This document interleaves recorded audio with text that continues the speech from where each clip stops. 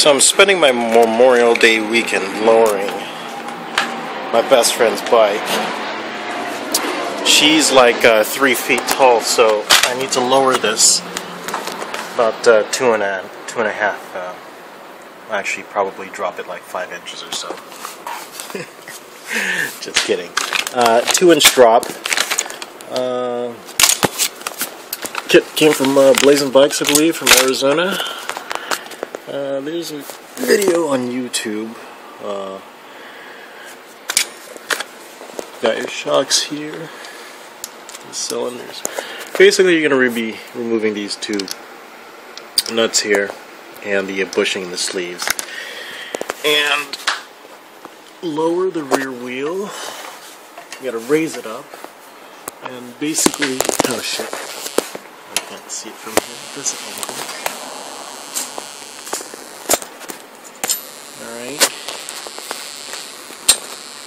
You're going to put it in between the cylinder and the bracket there, so basically it just prevents the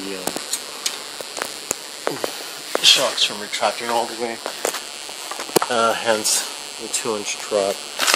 It would be these spacers, if you will call it, or whatever.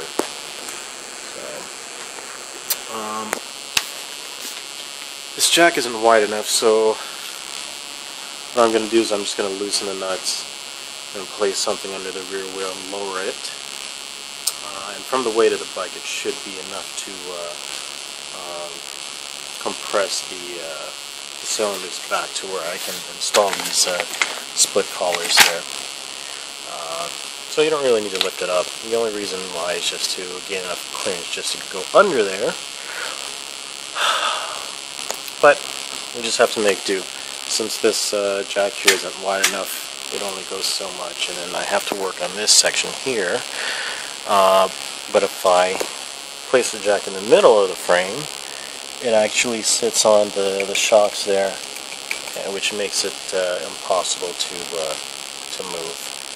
So I have it on the rear end here, and the shocks are in between, so it's enough clearance to slide back and forth when I install the split collars. So I will check back. Okay, so here are the parts that I removed so far. You got the front hardware, you got the nuts, and you also have the sleeves here. Obviously you're going to leave the rear spacers in there, they're not going to come out. You're going to put the split collar in between that. You're going to put it here. And you got the spacer. So for the clearance, all I did was I just put a block there and lower the bike, so that way it's on the ground and not hanging over me. There's enough clearance, so I don't have to keep moving the jack forward and rear, just to have enough work space. So everything is just sitting there.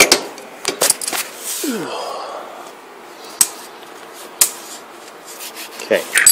These are the 2-inch split collars we're going to put, because my best friend is so short, she's like 3 foot tall. Loctite you want to put on the Allen bolts, so they do not come out. There's your Allen socket. Alright, so we're going to put them behind there, lower the bike, put the front hardware back on. Which you're actually going to use these, the new hardware. You got to toss these. You don't need the sleeves on the front washer. You're going to need only the nuts. And use the front hardware supplied by Blazing Bikes. Okay, so I installed the 2-inch split collar. There you go.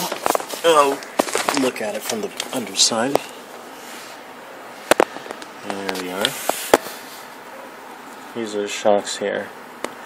You want to install the split collar in between the rear hardware, the washer basically, since that's going to sit against the frame. Anyway, I only used the jack. I didn't use a second jack in the back. I just put a block there to raise the rear wheel up. Anyway, everything's sitting on the ground, so no risk of the bike swaying back and forth or tipping forward since the front wheel is on the ground. You know, it gives enough clearance just to work as long as the bike is leaning on the left, towards the left there.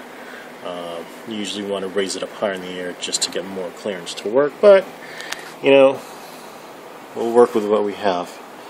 Alright, so I'm going to raise the bike back up so that way the shocks will come forward. I can insert the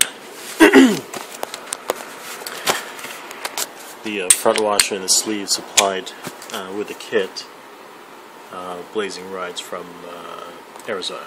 So all the front hardware that you removed, sleeves and that you're not going to use anymore. I don't even know where the other sleeve is, I don't care. Oh, here it is.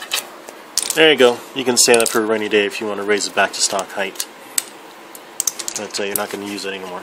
11/16. Let me see if this is the same. Nope. We're going to have to use a bigger socket. You got the stock nuts that are 11/16. Those are probably 13/16.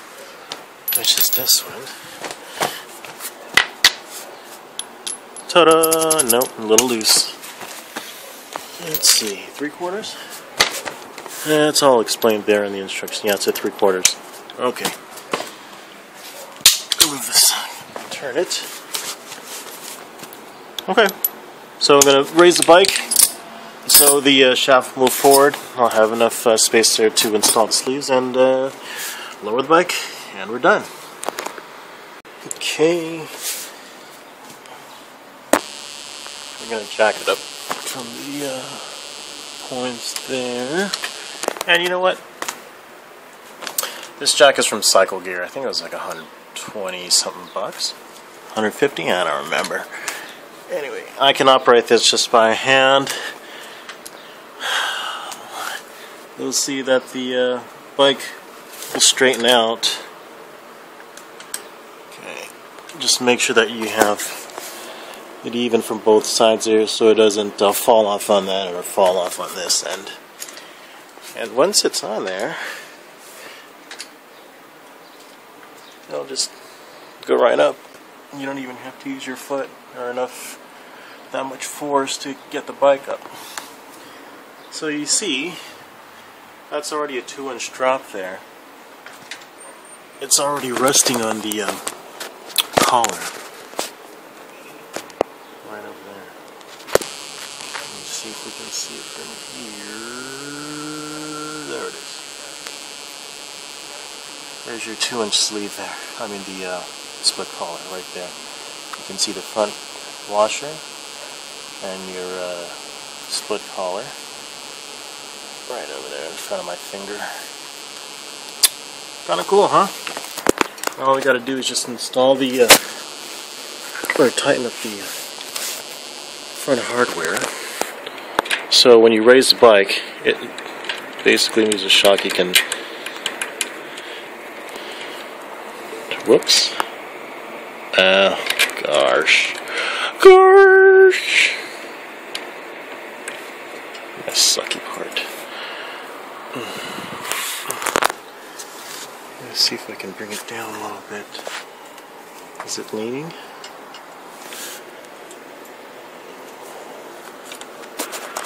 I'm going to have to lower the bike a little bit just so that I can get this shaft straight here so I can slide the sleeve in. Right now it's sitting on the frame a little bit. So basically you just have to play around with the jack to get it centered. That way you can slide the sleeve in and then tighten it up. No biggie. Okay, so I lower the jack a little bit so the rear wheel can go up a little, and we're able to insert the sleeves. All I gotta do is just tighten it up. I didn't really have a problem with the shaft spinning on this one. So I didn't have to use channel locks or anything to keep it from spinning. Let's see how this one's doing. Doing pretty well. Not spinning at all. You can just make sure that the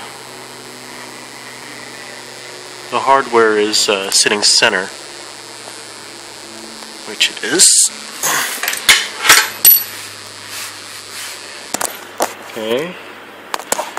And just basically tighten it all the way through. You might have to play with the jack and raise and lower it just so that the shaft is centered there, the shock. Otherwise, it's not going to be straight. I think that one's tight.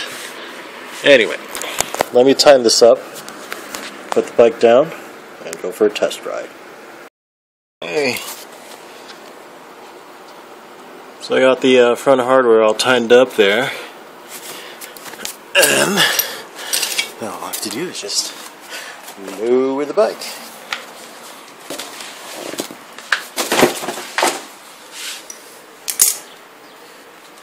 Now, I might want to remove this block here first.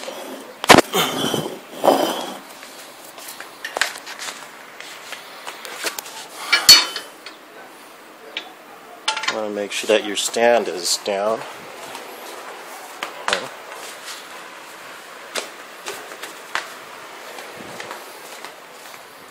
And slowly lower the bike and enjoy the 2-inch drop. Okay, down she goes.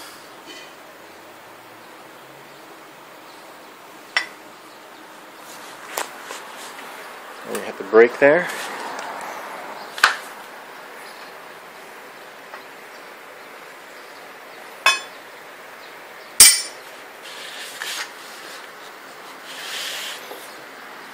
Wow. There you go. Kind of see it lean a little bit. I'm going to have to force this jack out because it's leaning pretty low over there. Kind of cool, huh? Alright, let's check it out after I pull this jack off. Okay, so you can tell that the bike in the back is obviously leaning down a little bit lower than the front side of it. So, that 2-inch drop is, I don't know, I guess somewhat drastic, but yeah, she should be able to reach the ground now with both feet flat on the ground. I'm going to take it for a test spin, see how it rides. Okay, so my thoughts on the ride, it became harsher. So you basically sacrifice the ride height, the ride quality for the ride height. There's nothing you can do if you're like 3 foot tall. And there's my Sportster.